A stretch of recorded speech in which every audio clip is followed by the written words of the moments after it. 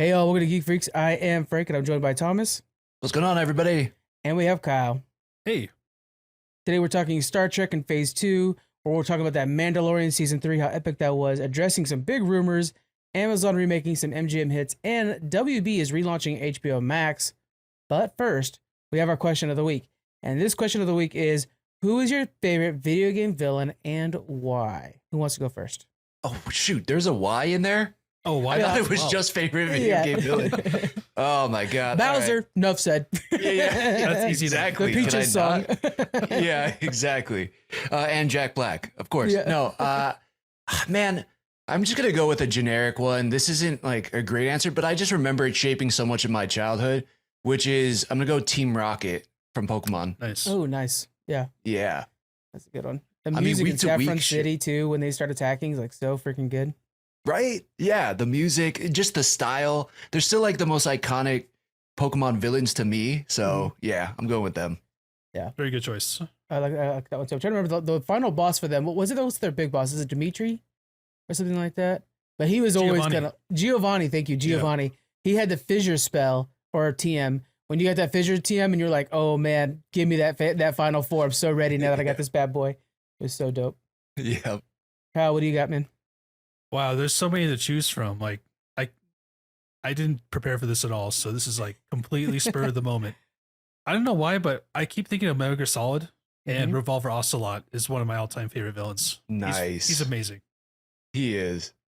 Anything particular that stands out for you with him?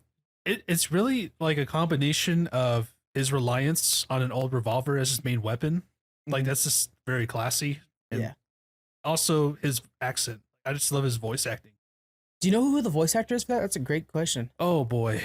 Oh, like said, wow, I'm not prepared. Let's just chalk it up to Troy Baker. We'll just say he's doing it too. No. Yeah. He's not Troy worthy Baker of that role. killed it. I'll have to check that out at the end, guys.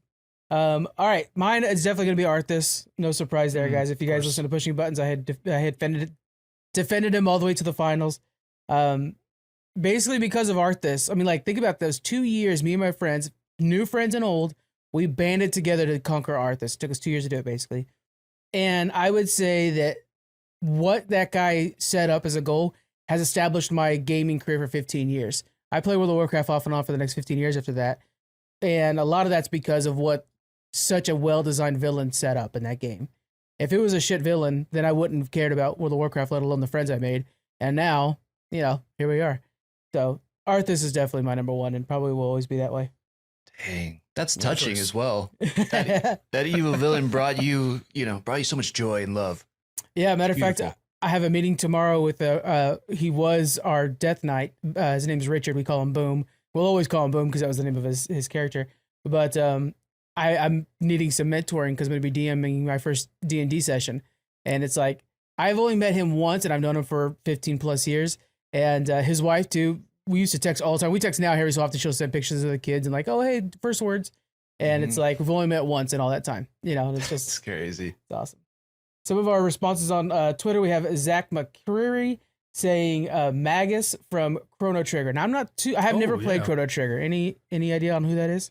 Yeah, he's basically an anti-hero in the story. He's not the real main villain. That's Lavos.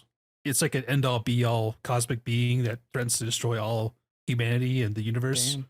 But Magus is basically like a magician, and he's kind of serving Lavos for his own benefit. I can't recall the details now, but he joins your party later on as a hero. Oh, that's sweet. Cool. So I like that. That's complex. Yeah, story. He's a great character. Really cool guy. That's Jay awesome. Wesley Edwards says Dr. Robotnik. I mean, that's one of probably the most infamous villans, right? Yes. Like one that like stays. Exactly. Yeah, it's like Sega's Bowser. Let's be real. Fan Cave Podcast is gonna go in the King Koopa, and in a close second place, the Ducks from Duck Hunt. Oh my God. I'll one up that. How about that stupid dog that comes up and laughs at you when you miss? Yeah. I was going to say, like, we're kind of the villains there, not the Ducks. And also, yeah. And if anybody was the villain in the game, it's definitely that dog. I was like, every time I would just spam the trigger, every time that dog would come up. Yeah, exactly. Don't laugh at me. Terror and 8-bit, man. Alan Dunford, though, has the very best answer. His biggest villain in gaming is EA Games. That's funny. Buddy. By the way, thank you Bravo. very much, EA, for sponsoring the last month of Game Freaks. That's a fan. Yep. I'm still buying your game, so nevertheless. Exactly. All right. Moving on to our next thing here. We have 2 for the patrons, by the way, guys. We have 2 early release episodes coming out this week for you guys, so check that out. We're going to be releasing more early releases. We also have an exclusive Q&A that's setting up for a couple weeks from now. So we're going to be pushing those more than maybe like from the pages or anything like that, because it seems like those are the ones that get the most hype from you guys. So that's good. Let's get into the news. BBC is making a Lord of the Flies miniseries. I'm a big fan of the Lord of the Flies story, so I think this is going to be really good. It's going to be 4 episodes, but I think there's a whole generation who doesn't even know about Lord of the Flies. The last, I think, good remake of it was The Simpsons. So I think this is going to be great. Yeah. Man, 4 episodes. That's interesting. That's like a mini series, like very mini. So that's kind of interesting on how they're going to set it up. I don't know about like a 4 episode arc, but that sounds really interesting. Yeah. A lot of British shows are that way. Like I remember Downton Abbey, which I love that show, was always like 6 episodes per season. Was not long enough, in my opinion. But for them, they're fine with it. And it's like, damn, You're very classy. I did not watch any real BBC thing except for like some Doctor Who stuff, but that's about it. Oh man. Me, during the finale for Downton Abbey, me, Susan, and Sarah, both of those ones are from the Disney moms, we all joined at my house and I like made like a really fancy dinner and we were all like classied it up as much as possible for that one day. Oh, very nice. Fish and chips and some Boddingtons. I think I did stuffed bell peppers. It was like the fanciest I can do. Oh, okay, gotcha. I thought you were going like full English. I tried my best, but my cooking skills have their limits. Yeah. Did you have tea and crumpets at least? You know, We did do tea, and I think I did. Pinky? I did the finger foods like that you see it, like those like English tea service or whatever the hell it is. Nice. Too much. All right. Netflix's Lupin Part 3 is coming October 3rd. I still got to watch Part 1 and 2, but I have started watching some of the anime, and it's outstanding. Oh, the anime is amazing. Yeah. All-time classic. Yeah. Haven't seen this adaptation though. Likewise. Yeah. I think it might be in French, if I'm not mistaken. I believe so, yes. Okay. So I didn't even know that those were connected, the anime and the show. I had no idea that, because I saw that it was in French and I was like, wait, is the anime in French? Are these things? I didn't know that they're connected. You're blowing my mind right now. Yeah, they're connected. Now, is Lupin French at all? Like, is the anime like a French character? No, I don't think believe so. so. No. I saw this one. Sorry, guys. You know when you're on a cruise ship or like, let's say you're on like in a hotel, you just like watch random things on Adult Swim. Yeah. And so I'm watching Toonami, and man, it was like such a freaking compelling episode about like how he's gonna go see this girl who's going to her mother's old home and stuff like. I was like, this is more complicated and complex than I think I've seen anything in the MCU for the last 10 years. It was so freaking good. So yeah, check out Lupin, guys. Nice. Juno Temple from Ted Lasso. She's I think her name's Kiki or whatever. Keely. Keely, thank you. She's joining Venom 3 as a main character. Thomas, you're a Marvel reader. Who could she be playing? Do you think she could be playing a villain? And I hope so. That'd be really awesome to see her as a villain. I don't know, because I was gonna be like Scream maybe, or That's my another first version. guess. But it's like, didn't we get Scream in Venom 2 with Completely Woody Harrelson? underutilized though, because Carnage took up all the screen. That's true. Yeah, she was there. So I know there's another like female variant of it, but I don't remember what the name is off the top of my head. Maybe her. But I just think she's a great actress. So whatever they do, and especially if you make her a villain, that's going to be super interesting. I'm really on board with that. What if they make her Black Cat? Ooh. Because a villain to Venom might not be a bad guy. That's true. Oh, man. I don't know. I feel not so stoked about that. I know But, Sony's big on that. Try to get Black Cat done. Yeah, that's true. Man, one of my favorite actresses who probably could have played Black Cat, but I think she's going to be something different in Madam Web, is the girl from Euphoria. I'm like blanking on her name right now, but All she's I know going to is be. Zendaya. Yeah. Yeah. But there's like another girl. Oh, Sydney Sweeney. That's who it is. She's, man, I wish she was Black Cat. That would have been tight, but I don't know. I can see that. I could definitely see that. Right? Yeah. Yeah. Obviously, my man side's coming out. There's my bias all over the place right there. That's all right. I was thinking she could play She-Venom. I don't know if you're familiar with her at all. Oh, yeah. I'm not familiar with She-Venom. I don't know a lot, but I know she exists in the Marvel Universe. Like, she's the female version of Venom. I'm having a hard time getting all the Spawn stuff mixed up with them too, because I'm like, oh yeah, maybe one of the Spawns, but I'm like, duh, Spawn, not the same thing, but they clearly look alike, Todd McFarlane, you know? And so sometimes I get them mixed up because I know right now there's just a ton of different variants to Spawn. So I keep getting those mixed up right now, and I know that's not the case. Yeah, no doubt. And they've added so many different versions of Venom too. You know, Venom, Toxin, Anti-Venom. Like I forgot all of them at this point. So yeah, there's just too many. Anti-Venom pretty soon, actually. Now I'm thinking about how much we're getting a lot of Venom, and that might be the way to kind of mix them up with the MCU a little bit. That's a cool idea. Last little quickie here. We got Knuckles series with Idris Alba is beginning filming for Paramount Plus. Paramount Plus is freaking killing it, guys. Such a good job. A Knuckles series, do you think he could carry an entire series? And the fact that they got Idris is a pretty good sign. What do you think? Yeah. Like Idris Elba, of course. And Knuckles was like one of the coolest villains. You know, I guess he was one of the best parts about Sonic 2. I want to say is like he came in and just like the way they made him different than Sonic than Tails, and just like how he was kind of a badass, but like just too badass in the Sonic world was kind of awesome. Yeah. So yeah, I'm stoked about this, and it's gonna lead, I think, right into Sonic 3, right? It is. It's gonna fit in between Sonic 2 and 3 and lead up to that one, which to me means that they have to explain like the Chaos Emeralds more, or like because the Knuckles backstory is thick and heavy and awesome. So I think they're like, hold on, we need a series to set this all up before we get it. They're kind of Star Warsing it right now, or we have to really build this out a little bit before we get into it. Because you couldn't have Dave Filoni making Ahsoka if Rebels didn't exist, you know. True. Basically right now. Yeah.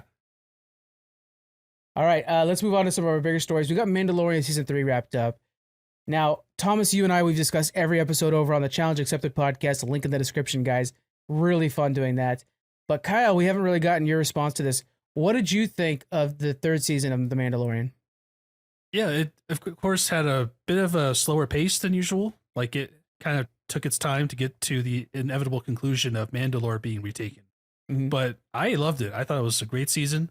I think it really anchored down into what makes the Mandalorian work, which is great character work. And we see that with Din Djarin and Bo-Katan and even Moff Gideon, like his designs. And overall, I think it was just a lot of fun to, you know, let the universe kind of breathe a bit more, because we don't really get a lot of development or world building with the Star Wars property in the movies. That's why I've always enjoyed these shows that Disney Plus is putting out, because we get more of that insight into how the universe works. You're right. With the more time and the additional time, they can really stretch out what Mandalore is, for example. Instead of just like, oh, it's this place is bombed. We've seen a little bit of in Clone Wars. But with this, we saw like, wow, nature's coming back. And they were basically Mad Max Mandalorians, which I would love to see a series about them. You know, all kinds of cool stuff like that. That's a really good point. Any highlights from the season for either of you? Yeah, I mean, I just kind of want to, like, I guess, add on to that point, which is that's the one thing I heard from a lot of people. Like, if you've listened to Challenge Accepted, you know I've been really high on this season. Like, I really enjoy it. I thought it was great. The action was awesome, but it didn't feel like we got a ton of Mando and Grogu. But people were saying, like, this is one of the first seasons of Mandalorian where we actually got more of a world building than we got just character building between them. And so I can see why people may not have been that high on this season, but I loved it. I thought it was fantastic. And I now we can kind of go into next season with them being more about Grogu and Din and going on those adventures. So that stuff is there, but also like we have this like rich heritage being built up of Mandalore again. Dude, this could go into so many different directions, can feed into that Filoni movie. Yeah, I thought it was great. Do you think we're going to stick to just the one-off adventures like we had in the first 2 seasons? I think we'll return to form. I think for season 4, like I think this season there were so many plans being set up, right? We had Ahsoka, which is like Rebels 2.0. We have the Dave Filoni project coming up. We got a bunch of movies. So they use the Mandalorian as like a stepping point to like build to build the lore and set up the groundwork for all these like future projects.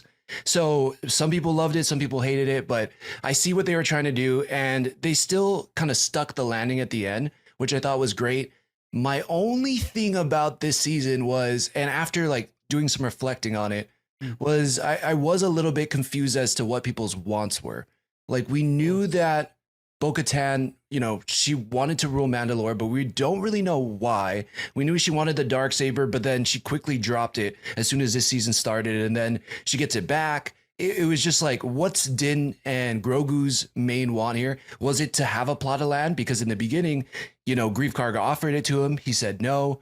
Then he was redeemed like second episode.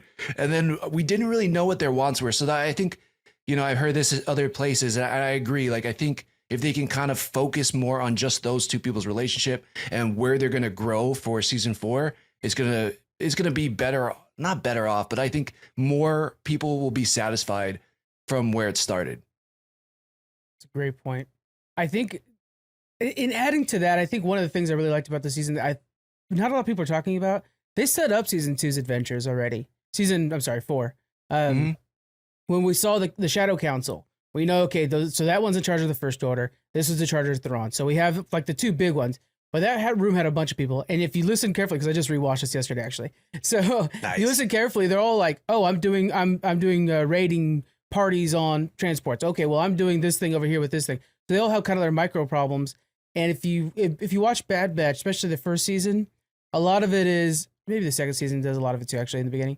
But a lot of it is like bartender that's sending them out on these missions to make money. And I can see now, like Carson Tarva will be sending Grogu and Mando out to kind of take down these other mini bosses before the last boss that's left is Thrawn. And then, oh, that's right, First Order's after that. So I think what we're going to see is it'll kind of be both, right? We're going to have that overarching story like we got this season, but we're also going to have just like, hey, go boom, boom, boom, and take out the mini bosses, which is a very video game way of looking at it, but that's how my brain thinks. So yeah. So you're saying I got to watch the Bad Batch. All right, again. You know you do. Yeah. It's next. Yeah. Any final thoughts on The Mandalorian before we move forward? I think you both hit it, on the head, like at the nail of the head. Excuse me. I don't know what I'm saying. It's late. You both hit it on the nail of the head. Is that how it goes? That's the Utah saying, guys. If you're not in Utah, you just don't know. I'm not sure. Yeah, that's like a Utah local only thing. So for sure, you hit the nail on the head. Yeah, that's it. There you go. Right on. Nailed it. But question: do you guys think we'll see the Darksaber again? Just throwing out. It got destroyed. Popped in my head. It did. Yeah. But do you think? Okay, will somebody rebuild it? And if somebody does rebuild it, who do you think it will be? It'll be rebuilt by the armor. It'll be in Grogu's hands. Grogu. Whoa. In my opinion. That's sick. How would it be in Grogu's hands? Because he doesn't have a lightsaber, but he's supposed to learn how to use one. I thought it'd be in Bo-Katan's. Isn't she the leader now? Yeah, but I think that now that it's destroyed, it doesn't have that same power that it had before. I think it'll be redesigned too. I don't think it'll be the same look. I see why. I see.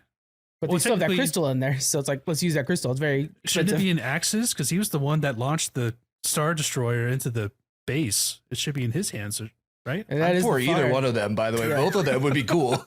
Like, that would be fine either way. But yeah, I guess Grogu would make sense in that Tar Vizsla created the first Darksaber, and he was a Jedi Mandalorian, so Grogu's a Jedi Mandalorian. Maybe it makes sense that way. So I could see them doing the because we're going to be introduced to, I can't remember the droid's name, but we're going to be introduced to the droid that's over 1,000 years old that used to build like all the lightsabers for the Jedi Council. He's coming in Ahsoka. So I think the reason he's coming to Ahsoka is because he's going to eventually build Grogu's new lightsaber. And when Grogu needs to find his Kyber crystal, he's like, I know where one's at that I really like. That's very important to my culture, the Mandalorians. So I think he'll go grab that crystal, build a new lightsaber with the crystal, and it'll be black as well. I think that would be dope. That sounds sick. Yeah, along the way of taking out all the Imperial mini bosses. Oh yeah, mini bosses. Hey, you know what? Link got that Master Sword eventually, and then all of a sudden, boom! That's how we fight the final mini boss or the final boss. So, Send it. Nice. We also got the final season, third and final season for Picard. Me and Kevin will go into this a little bit more in the future, but just a quick wrap up on this. It might be perfect. That's how good this was. It was the Picard season 1 and 2 were okay, but they look like garbage compared to the third season. It's literally what the entire show was for. And it was so perfect. And what saddens me a little bit is I challenged Thomas to watch his very first Star Trek. And while it's my personal favorite, it is a 30-year-old Star Trek. So, and I'm watching this one. I'm like, God damn, I should have challenged him to one of these because these are MCU level graphics. and I'm like fucking tearing up because it's so fucking cool. And it was a lot of, they did a really good job of like, hey, here's some new stuff, because a lot of Star Trek is new stuff right now.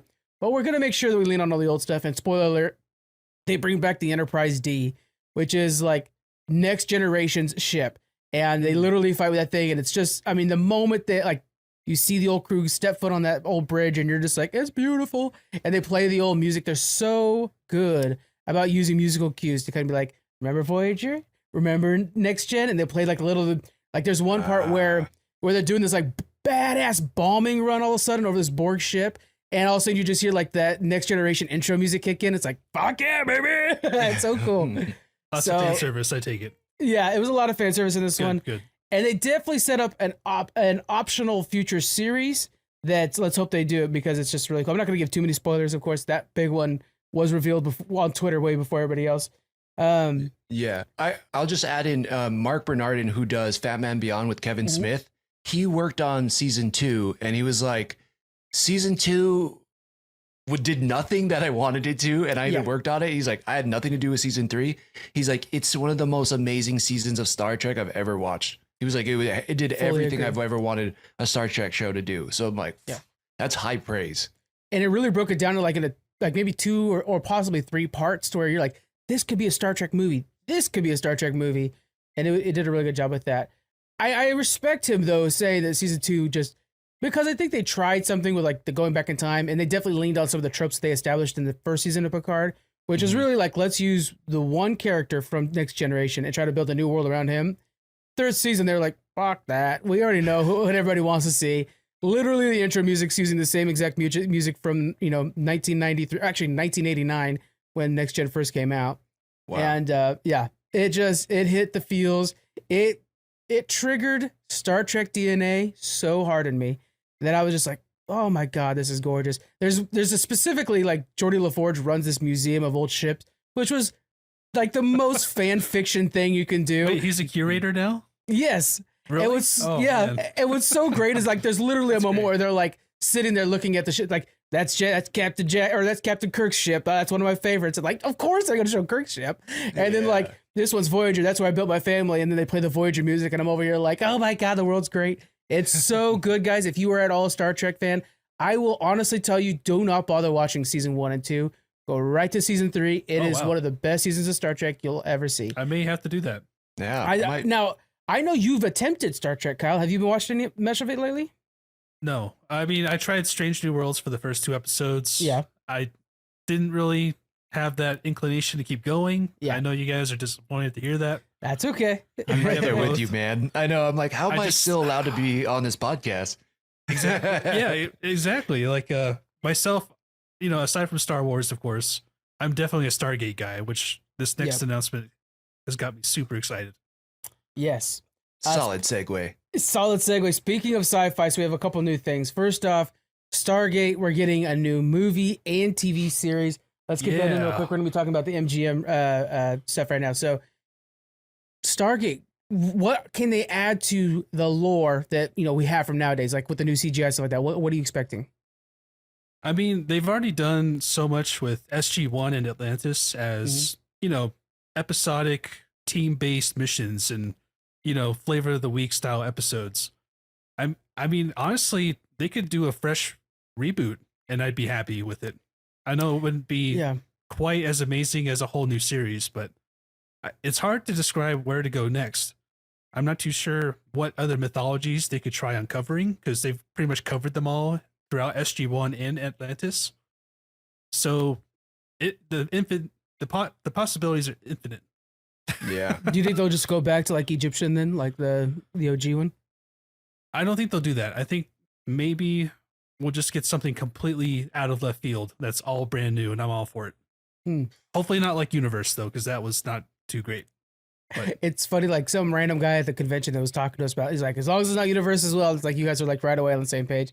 Like, okay. Exactly. I won't start with that one then. They tried to copy Battlestar Galactica, and it just did not work. Yeah. Which that too is getting Babylon 5 is getting a reboot. Such a good time to be a sci-fi fan. That's really good. Okay, so we also have, MGM, what they're doing is they're basically going through their big hits. We talked about this in the past. Disney's doing it as well. And they're trying to lean on what already worked and just bring it back. Stargate's one of them. Barbershop. They're making new barbershops. All right. Magnificent Seven, Legally Blonde, and RoboCop. Both Stargate and RoboCop are getting movies and TV series. They tried to reboot the RoboCop before. It was okay, but it didn't have anything on the old RoboCop.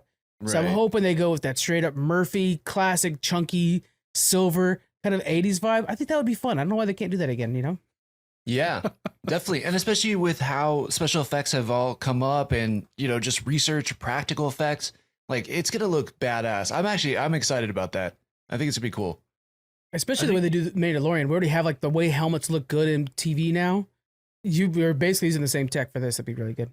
Yeah, definitely. Absolutely. Yeah, I think RoboCop as well has got me really excited because the originals are amazing and I just can't wait to see more of that. Sure. Yeah. Even that third one. Remember how stupid that third one is? I loved it. But you know, remember how stupid it was? Where like you can fly all of a sudden? It was just great. What? And, I don't remember. That sounds like a challenge accepted because I don't remember that at all. Like, he sounds like Iron Man. Oh, yeah. Oh, he can. Oh, my God, dude. He can fly. And then like they hired the Yakuza, I think, to go after him. So Yakuza had like their own ninja robot. It was so stupid, but it was so fun. Oh, my God. Yeah. And like the Detroit, it reminded me of Dark Knight Rises because like the Detroit Police Department like unify as a military unit to try to take on this corporation. Got to check it out. I challenge you to that someday. Then that's perfect. If there's some way they can bring back Peter Weller for like even a minor role, like voicing one of the droids that RoboCop goes against, like that'd be awesome. Yeah, well, we got so much from The Last of Us doing that. I would, bring in little Easter eggs for the fans. That'd be really cool. Maybe he could be like the AI that's like talking to him or something like that. That'd be really neat. Or the next version of ED-209, That'd be cool. I love how bad the other robots were designed too. I mean, like just like how you can't even go upstairs. I mean, it's such a poor design. Anything else from this? Magnificent Seven, Legally Blonde, Barbershop, any of those you guys hyped for? I mean, Barbershop's gonna be cool. I thought all those movies. I think I've only seen one, but I mean, I thought that was great. I'm sure that those series will be awesome. My wife will probably be stoked about Legally Blonde. She loved it. She loves those movies. If they get Jennifer Coolidge back, I mean, that's gonna be a huge W. So yeah, I mean, and Reese Witherspoon, like she has her new studio now, Hello Sunshine, and everything they make is so damn good. So if she's a part of it, I'm sure that series will be great too. Yeah. I think a Magnificent Seven will be good too because it's derived from an old samurai story, and it's like stood the test of time. Where you just like you take 7 outlaws and you unify them to protect this one small town. That's such a good like season 1 of Westworld is what we're looking at, and so that would be so dope. I'm a little concerned just because the only thing I've actually really liked from Amazon so far is The Boys. And a lot of that's just the gritty story. I know, Thomas, you watched it all. I could not get into the Rings of Power. No, I watched it. I liked it. I mean, I treated it as its own completely separate thing. And I liked the cinematics. There were certain episodes where you're like, this is dope Lord of the Rings action. And I love that. So there was that. I mean, the story wasn't always super great there, but yes, you're right on The Boys. I've liked, there's another show with Chloe Grace Moretz. Why can I not think of it? The Peripheral. Dude, The Peripheral's fantastic. The animation has been good for them. So I think that they have great titles. Just hopefully they get the right writing staff and the right actors. Over there, that's for sure. Invincible, of course, unbeatable. Oh, I can't wait. Yeah, for season Vox 2. Machina.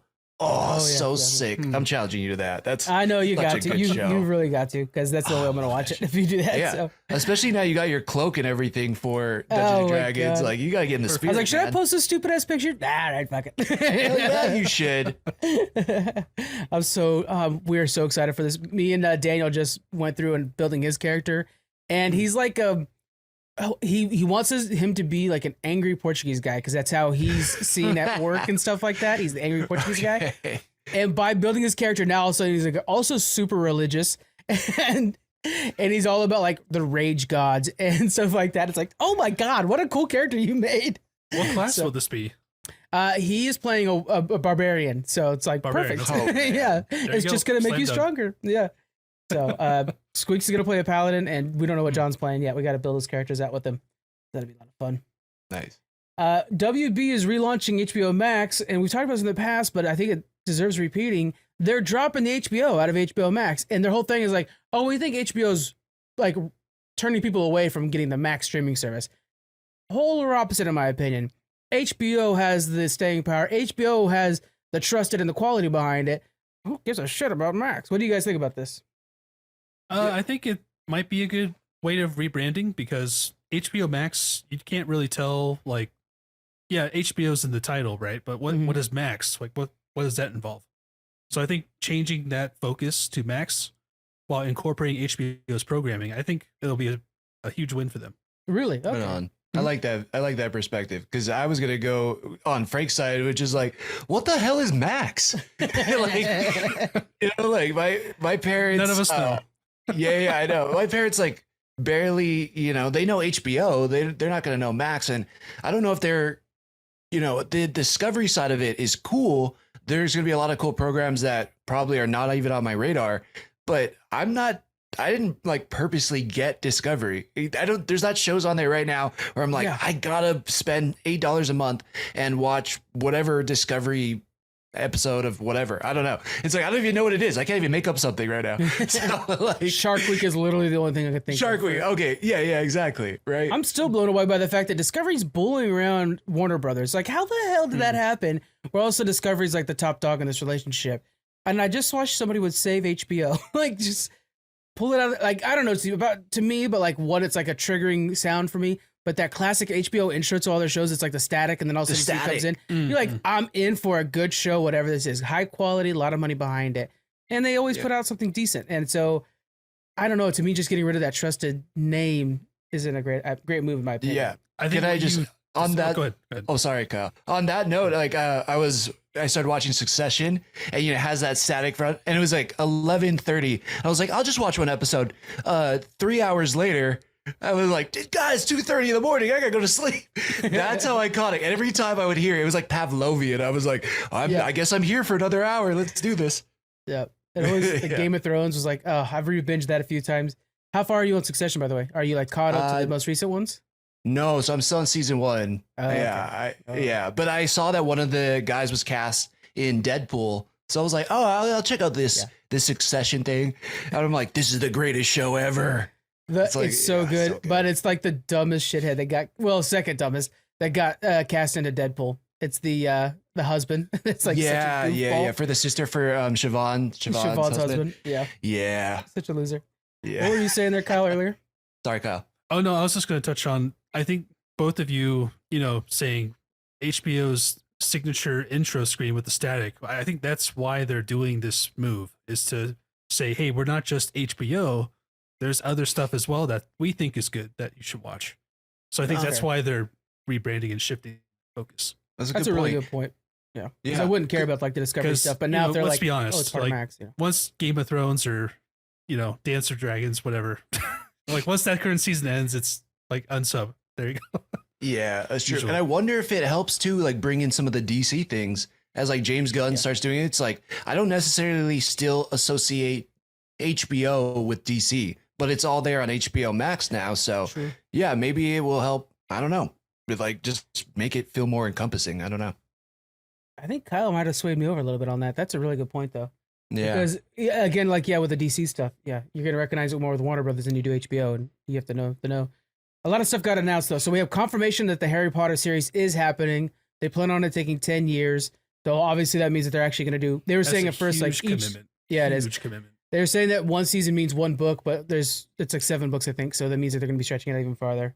The Michael Scott gift from The Office is like going in my head right now, or just like no, that's what's going in my head. I know. I'm a little concerned by that too, just because it's like, why mess with something that's so perfect? But what are you gonna do? They gotta make their money. I can vouch for it. I'm personally kind of excited for it. I think it's going to be a whole new reimagining. I mean, of course, the movies are beloved, and there's so many great actors who were involved in those movies that are now gone, and it'd be really hard to replace them. But I think if it allows for like one book per season and it's fully fleshed out, like it could be really fun to watch just for all the details they add to the show. What from the book do you think will enhance the show? I was not prepared for that question at all. Well, just while you think about that, let me just say Squeaks in the last episode when we talked about this recorded this way. He mentioned that like the things in the books that they actually pulled the best parts of the book to make the show, or the movie. So the things that were left behind were not necessarily warranted. Like, for example, I'm reading the first one, a lot longer than you'd expect. They're actually hanging out with the aunt and uncle before he actually heads off to Hogwarts, in my opinion. It things like it's longer than you'd expect. Is there anything particular from the books you want to see move forward?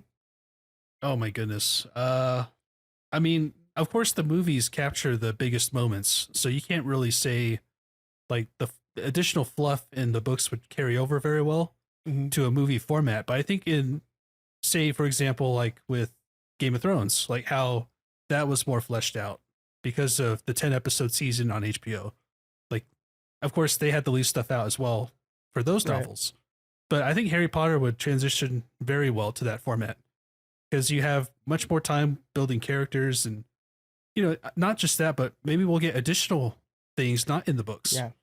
Like we'll see more outside of Hogwarts, like maybe like with Hogwarts Legacy that we just got in February. We get to see more surrounding, you know, the outside, like maybe the politics of the universe. Like maybe we'll see more of, you know, the magical ministry or, that'd be for example. Cool.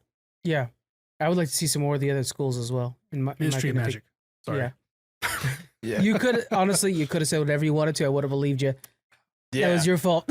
I know. I just keep thinking, man, if I have a bad day, I want to talk to Kyle because you're so positive today. I know. It's just like, yeah, man, you're right. I'm on board with that. We got to get him on Challenge That's Accepted because we always feel to the dynamic, so to speak. Whenever we do Challenge Accepted, we always feel like, man, we're too positive on this. We got to bring Kyle around so we look like the bad guys. Exactly. And that'll fix our problem. We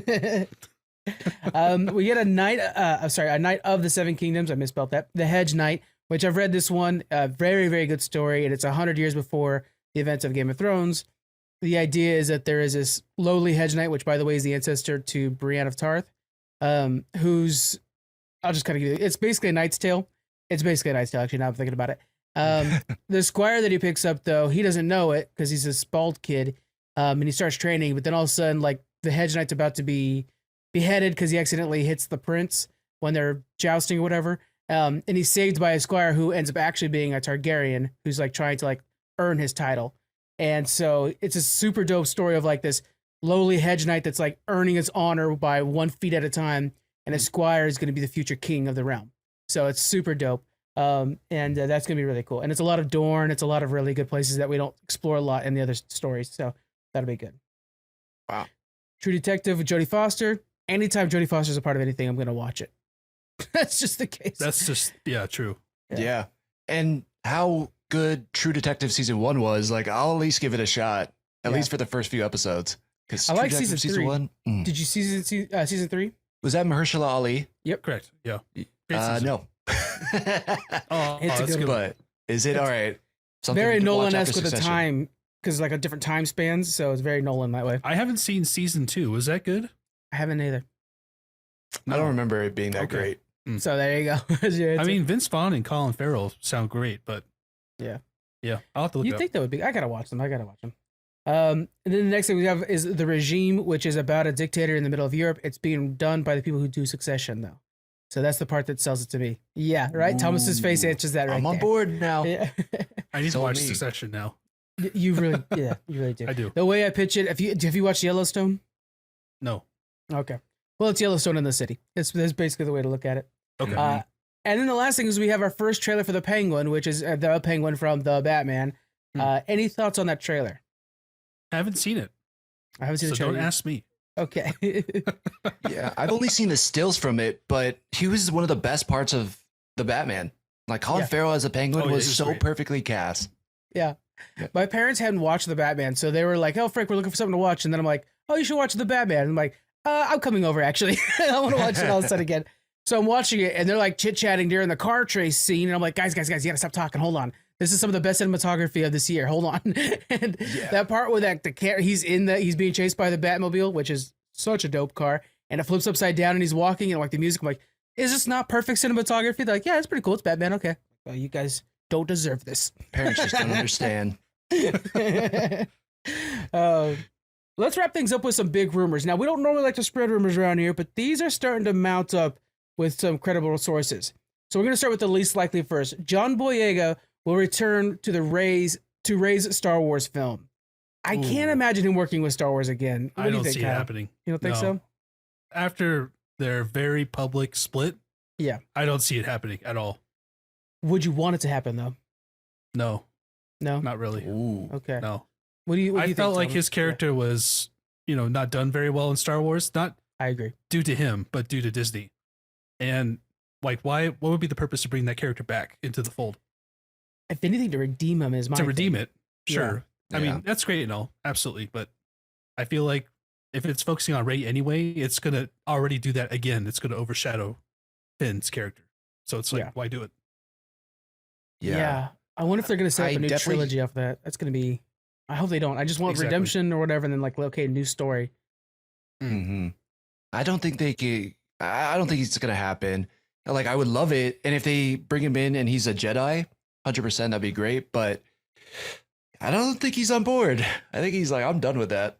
Yeah, I don't blame him. Next rumor, and this was actually more likely than it was when I first wrote these notes. Pedro was actually supposed to remove his helmet at the end of Mandalorian season 3, and kind of say like, I'm also like Bo-Katan, but Pedro Pascal wasn't on set for all of the final episode because he was filming the Last of Us, so they couldn't do it. He just did the voiceover work.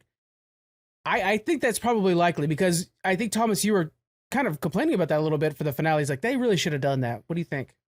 Yeah, I definitely. It just doesn't make sense when you look at the two different sects of the Mandalorians. Why did some get to take off their helmet and others not? And it just doesn't feel very fair, especially how the armor was so strict on Mando in the beginning. And then Bo comes in and she's like, yeah, you don't have to wear a helmet. And it just doesn't seem fair. So I would have appreciated at the end, at least when they were sitting at the farm, he gets to take off his helmet while he's watching Grogu. Yeah. I don't agree with that because the whole point of the beginning of season 3 was him to redeem himself for removing his helmet. Right. And he had to go through all those trials of Mandalore and getting soaked in the water again to redeem himself and not be in exile anymore. So I think having that scene in there wouldn't have made narrative sense. I mean, it would have been great to see Pedro, but I don't blame him at all because Last of Us is huge right now. And I bet he's just, focused in on that. That's better for his career. While researching this, I found an interesting fact where he actually complained a little bit, but then accepted it. He gets paid less than a normal actor would because he's basically just the voice actor now. Right. So, and so at first he's like, I should get paid less for that. And then he's like, okay, yeah, you know what? I'm not wearing that costume all day long. So that's fair. And he's only there for when he needs to take the helmet off, which obviously I think only happens maybe twice so far. So makes sense. All right. Now this one I thought was a far shot, but it started with a normal, I won't say their names, but it's a normal like 5 websites that I can't stand that just shoot their shot. And then hopefully that's, 3 Spider-Men show up and they get lucky. This one is that Adam Driver will be playing Reed Richards in the new Fantastic Four. This is now being echoed by more reputable people. Would you want to see Adam Driver as our new one, Kyle? I like John Krasinski, man. Like, of course. Why not bring him back? He was great as Reed Richards. I think I'd rather see Adam Driver as Dr. Doom. I think that'd be cool. I mean, he's got experience with Kylo Ren and a mask, so it's like, why not do Dr. Doom? That'd be cool. He would be a pretty good Dr. Doom. He did a movie for Netflix called White Noise, which the movie itself was a little too weird, but his performance in it I think was very good. Yeah. I think it was after watching that, I always knew he's like a good actor, sure. But seeing his performance in that, I was like, son of a bitch, this guy's talented. We should really be using him more. What do you think, Thomas? And also in Black Klansman, he was fantastic in that too. Oh, I love that movie. That was so great. Yeah, he's a phenomenal actor. I think it'll be a good choice, but my first choice is still Penn Badgley from You. Mm-hmm. Like I want him to be. That's Mr. even Fantastic. better. I like that very much because he seems like a smart guy. Oh, that's so good. I don't look at Adam Driver and think genius. No offense. No, but he does have here's more offense. He has a weird body type that I could see is like, yeah, that's stretchable. Like he's built like a barn, like he's real broad and stuff. So I'm like, okay, because the stretching ability is always wonky on camera. Wouldn't that make more sense for Dr. Doom? Because he could be wearing the armor. Yeah. Yeah. Like, here's my problem with Dr. Doom. I, at this point, just assume it's Cillian Murphy because it's so perfect. Yeah. So I have a hard time imagining anybody else playing it. Yeah, Cillian, he's the one from Peaky Blinders. Right. I just don't know if I buy that. I like Penn Badgley more. That's sorry, no, Adam Driver more. Yeah, as Dr. Doom. Yes. We'll see. It's getting echoed by some pretty top notch guys. I'm like, oh shit, this one's moving up the ladder faster than the other ones have. Penn Badgley though was the one beforehand that was like getting a lot of talk. Oh, so. That's too good. Like I want that now. It's a great show. You should watch it. On the list. It's so much shit to watch. I swear. After watching season 3 of Picard, I was like, I gotta watch Next Gen because I only seen like a few of the episodes, and it's like it's one of those things where Frank, you're a Trekkie, but you haven't seen one of the most popular Star Treks. You're crazy. That's kind of the situation. I need to watch it. And as a matter of fact, speaking of Star Trek, Section 31 is now going to be a movie instead of a TV series, and it's going to be kicking off Phase 2 for Star Trek. So that means a lot. But me and Kevin will talk about that next time he's on because I know, or Jonathan, I know Kevin's like ape shit for that, so that'll be good. All right, let's close things out with some network news. Who's Got Next Game has launched, guys. It's our brand new podcast. It's all about deep dives in gaming topics is essentially what it is. And it's hosted by Tyler, of course. We also have a couple more that I'll let you guys get introduced to them. We're going to be pushing a new episode out tomorrow. Sorry, the day before this episode comes out. They already have 3 up there, so it's really good. Also, we have a brand new Level Up coming out on Thursday. Kyle, let us know what this Level Up's all about. Yes, Frank, you and I discussed during the West Sacramento Capital Creative Showcase that we all attended. We covered Jedi Fallen Order. Yes. I had to emphasize that because we got the title wrong so many times during the recording. We did, yep. But no, it was fun to revisit that game. Of course, Survivor's coming out this Friday, so check that out. Great game. We're signed up with EA, so gotta push that. Link in the description for Survivor. If you guys want to pre-order your game, link in the description for that. Exactly. It was a fun chat though, revisiting that game, just remembering like, oh, that gameplay was so tight and the story was so good. Amazing. Really good characters. Better than that game needed to be, it was really good. I still think we need a live adaptation on Disney Plus. Fully backing that idea. With the original cast. Yes. That's a win. It is. When do we see Cal Kestis in live action? Like, I want to see that. I know. I saw pictures of him in Galaxy's Edge with his lightsaber, like posing in front of the Millennium Falcon. I'm like, oh, really? Just get a camera on him, guys. Come on. It's perfect. He's right there. Yeah, it was cool. Do we have any recommendations for this week from either of you? You go ahead, Thomas. Oh, well, I make this face, which is me not really think of anything. Yeah, absolutely. Fire away. New game came out recently called Dredge. It's been picking up a lot of steam. Really popular game. I haven't played it yet, but it looks really exciting gameplay wise. Just on a little tugboat, have to go out and fish, bring it back. But of course, there's eldritch horrors in the mix, so that sounds exciting to me. That's awesome. Check it out. It's on Steam. My suggestion for the week is Satisfactory. It's a game we've talked about a lot in the past, and we've all played a ton in the past. But they're closing in on patch 1.0, so it's about to leave early access. The next patch, though, is a massive one. It's moving it from Unreal Engine 4 to Unreal Engine 5. Oh. And that's going to be very big for that game. I've returned to it just because it's nice to kind of have something to play, that's not story-driven so much right now for me. And I forgot how much I love that game, and it's so, so good. And so there's a lot of things you guys probably have missed since that you've last played. And most importantly, get ready for the big patch coming up that's going to move it up to Unreal Engine 5. And then after that, it's like maybe one more patch, and then it's live, fully released. So they're working hard over there. Coffee Stain, excellent video game studio, by the way. Follow Coffee Stain on YouTube or whatever you can. They're a really cool group. Yeah. All right. Do you have a recommendation from you, Thomas? I mean, it was right there the whole time. I'm gonna say Succession. It's gonna be out with new episodes. I just got into it. Yeah, Succession. That's my recommendation of the week. I can't wait for you to catch up to what's going on right now, man. It is so crazy. Is it? Dang it. All right. Oh, it is nuts. Yeah, Succession's awesome, man. I won't say anything. Okay, that's really good. No spoilers. Yeah. All right, guys. Thank you very much for joining us. Again, we have all kinds of new podcasts coming out on the network. Follow us on Twitter for all the updates on everything coming up, and Instagram and whatnot too. All right, and we'll see you guys next time. Bye.